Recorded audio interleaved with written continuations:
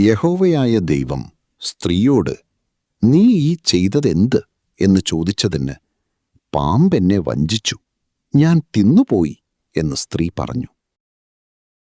യഹോവയായ ദൈവം പാമ്പിനോട് കൽപ്പിച്ചത്, നീ ഇതു ചെയ്യുക കൊണ്ട് എല്ലാ കന്നുകാലികളിലും എല്ലാ കാട്ടുമൃഗങ്ങളിലും വെച്ച് നീ ശപിക്കപ്പെട്ടിരിക്കുന്നു. നീ ഉരസ്സുകൊണ്ട് ഗമിച്ച് നിന്റെ ആയുഷ്കാലമൊക്കെയും പൊടി തിന്നും.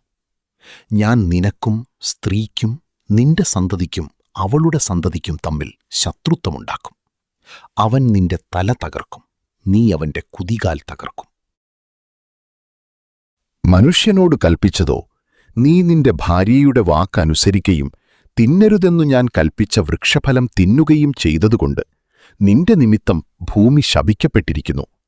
നിന്റെ ആയുഷ്കാലമൊക്കെയും നീ കഷ്ടതയോടെ അതിൽ നിന്നു അഹോവൃത്തി കഴിക്കും. മുള്ളും പറക്കാരയും നിനക്കതിൽ നിന്നു മുളയ്ക്കും. വയലിലെ സസ്യം നിനക്കാഹാരമാകും. നിലത്തുനിന്നു നിന്നെ എടുത്തിരിക്കുന്നു.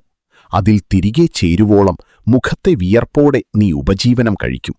നീ പൊടിയാകുന്നു, പൊടിയിൽ തിരികെ ചേരും.